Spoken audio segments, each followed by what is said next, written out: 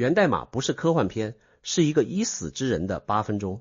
如果我告诉你2011年那部叫《源代码》的电影，它其实不是一部科幻片，而是一部讲人该怎么死的电影，你会不会想重新看一遍？ Hello， 大家好，我是王立杰。最近有读者来信跟我聊起这部电影，他用唯识学的概念拆了一篇影评，写得很认真，把阿赖耶识、疏索缘缘、现行熏种子一层一层套进剧情里。他问我唯识学是不是真的可以把这部电影从头到尾讲圆满。我把电影翻出来又看了一遍，他那条路径走得通，但我想从另一个门进去。因为这部电影最让我心里发颤的不是他的科幻设定，是他从头到尾在演一件事，一个已经死了的人被技术从死亡的悬崖边拽了回来，然后一遍又一遍的练习如何死。我们先说一个最容易被忽略的事实，电影开场20分钟，观众和主角科特一起被蒙在鼓里，以为他在执行一个穿越任务，意识被投射进死者肖恩的最后8分钟，反复经历火车爆炸去找凶手。但等剧情慢慢展开，我们才知道科特已经死了。他在阿富汗的战场上开着直升机被击落，全机组阵亡。他的身体早已残破不堪，只剩部分大脑还能维持微弱的电信号，被装在一个看不见日月的舱体里，靠维生设备勉强续着。军方对他说了一个谎，你还活着，你的任务还没完成。科特相信了，然后他每一次醒来回到那列火车，他都以为自己是一个还有未来的人，是一个完成任务就能回家的人。但你看清楚了吗？他不是在出任务，他是在代偿死亡。他每一次重启都是在替军方延迟一个本该早已结束的告别。这件事让我想起一个很冷的洞见，我们大多数人都是不知道自己已经死过多少次的死人。不是说肉体死了多少次，是说你以为自己活着，以为自己有未来，以为今天还可以等明天，但你心里那个主角，那个一直在执行各种任务的我，可能早就已经在某个时刻死掉了，只是你自己没察觉。你还在替那个我完成他生前的执念，替他讨回应得的工资，替他打赢那场没打完的仗，替他向那个早已不在的人证明我配。科特坐在那列火车上的样子不是科幻，是隐喻。接下来说第二个翻转。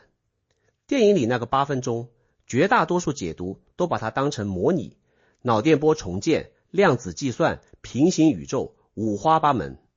但我看了几遍之后，越来越觉得那8分钟其实是一种非常古老的意识状态的科幻翻译版。东方有一种关于死亡的学说叫中阴。我知道有些观众一听到中阴2个字，第一反应是又来了，又是神秘学。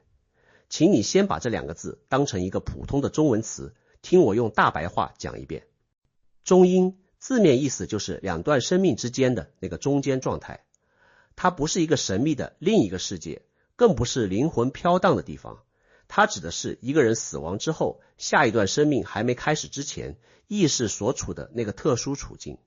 为什么这个处境特殊？因为在这个处境里，你过去一辈子积累的所有习气、所有念头、所有未完成的执着会被极度的浓缩到只剩一念。这一念是什么，会决定接下来的方向。老一辈说临终一念决定下生，讲的就是这件事。你看科特在干嘛？他每一次重启都被甩回那同一个8分钟，每一次他都以为自己在前进，但其实他是在原地打转。他试着做一件事，把那一念从混乱、恐惧、任务感调整到清明、慈悲、了无遗憾。第一次回去他乱抓人，第2次他赌气，第3次他绝望，第4次他开始观察，最后一次他不再想抓谁，他只想让车上每一个本来要死的人在那最后一刻过得好一点。这就是临终一念的翻转，从我要赢翻转到我希望你们好。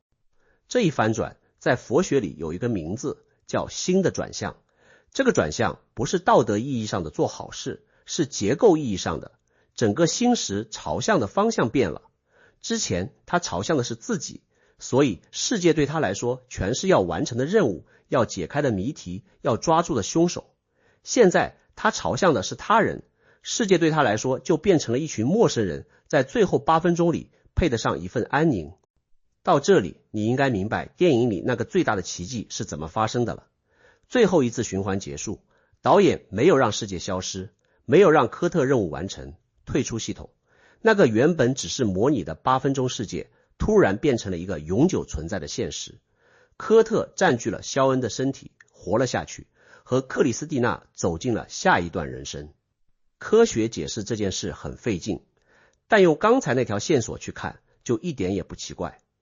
科特那最后一念是纯粹的，不带交换的，对每一个陌生人的好。这一念在佛学里有一个非常古老的描述，叫无缘大慈，同体大悲。不是因为我和你有什么关系，所以我对你好，是因为我们本来就是一回事儿，所以我希望你好。这种念头的力量是极致的，它不仅决定下一段生命的方向，它本身就开辟了一个新的生命。那个8分钟世界之所以变成了真的，不是因为机器算得更快了，是因为科特的那一念已经强到足以住在那个世界里。他真的把那个世界当成了自己要去爱、去守护、去和心爱的人一起活下去的地方，而不是一个执行任务的副本。念头能造世界，这件事东方智慧讲了2500年，电影只是把它演给你看了一遍。聊到这儿，我想停一下，说一段电影里更冷的剧情。那个负责源代码项目的科学家拉特里奇博士，他是一个绝顶聪明的人，是他设计了整套系统，是他把科特的残破大脑从阿富汗运回来，是他赋予了一个本该死去的军人再次执行任务的能力。但他错过了一件事儿，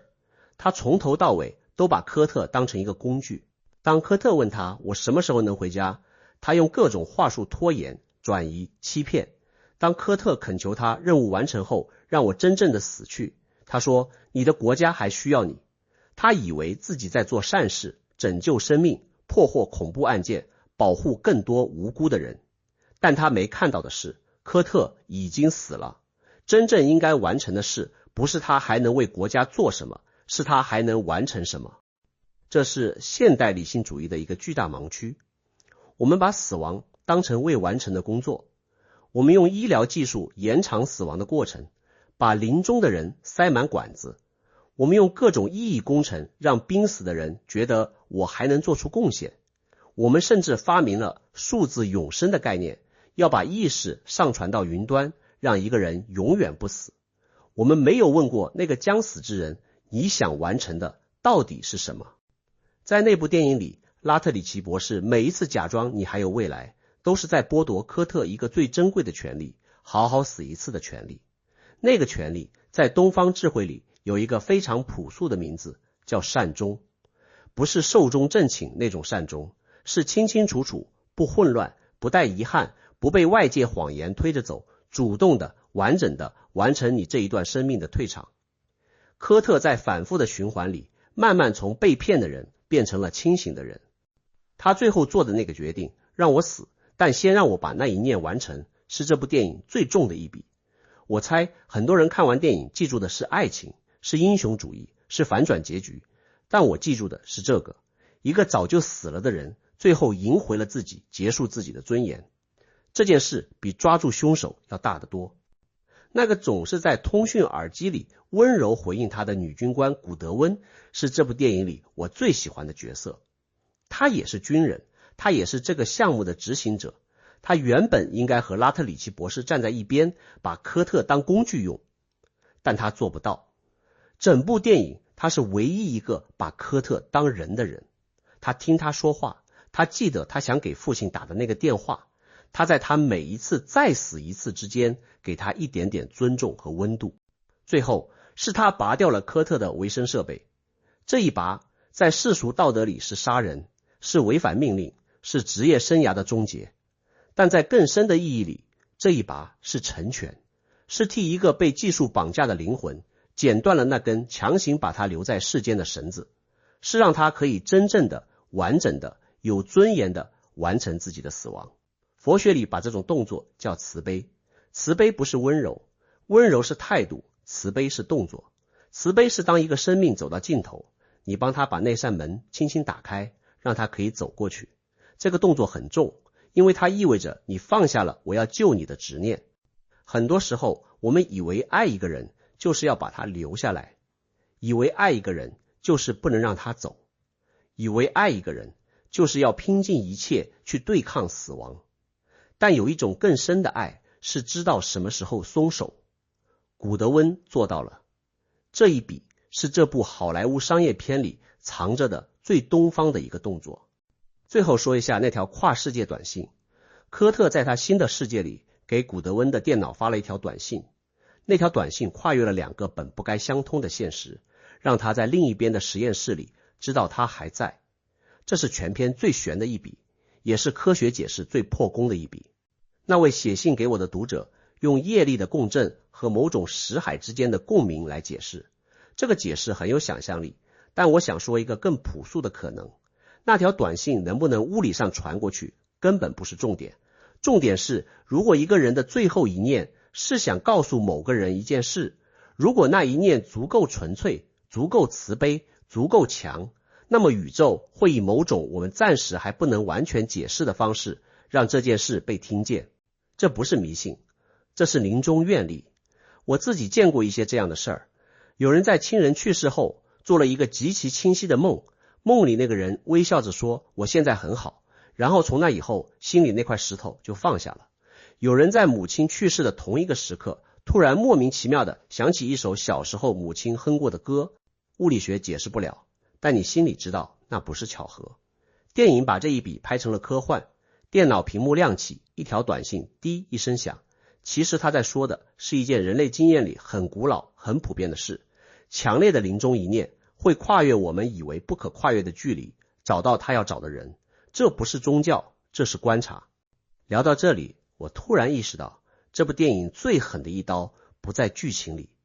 它在剧情之外，它在你看完电影关掉屏幕回到自己生活的那一刻。因为科特做过的事你也在做，你也在一个反复重启的8分钟里。不同的是，他知道自己在这个8分钟里，所以他认真练习该怎么死。而你可能还没意识到，每一天醒来其实都是一次重启，每一个夜晚睡去其实都是一次微型的死亡。你的每一个执着，每一段关系，每一份未完成的事，都在一遍遍的循环。你可以选择像科特最开始那样抓着我要赢这件事不放，每一次循环都在重复同样的紧张。你也可以选择像科特最后那样放下我要赢，开始问自己，如果今晚就死，我想对身边这些人做的最后一件事是什么？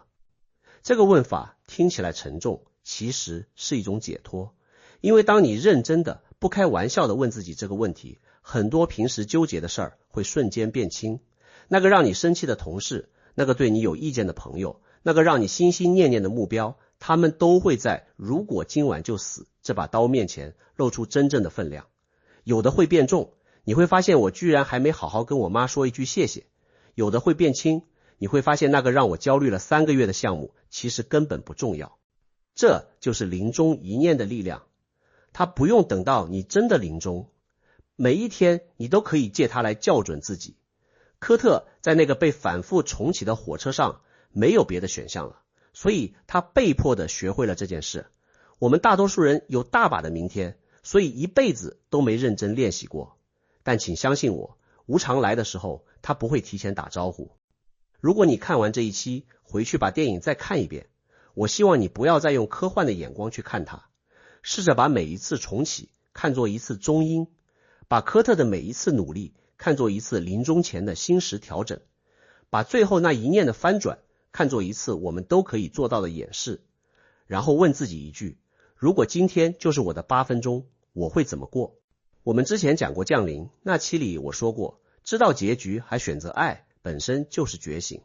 我们也讲过武状元苏乞儿，那期里我们聊过他在大树下的那段经历可能本身就是一场临终幻象里的觉悟。加上今天这一期源代码，你会发现一件挺有意思的事儿，人类讲故事的方式不管多花哨，最深的那一层永远在讲同一件事儿，我们怎么死决定了我们怎么活。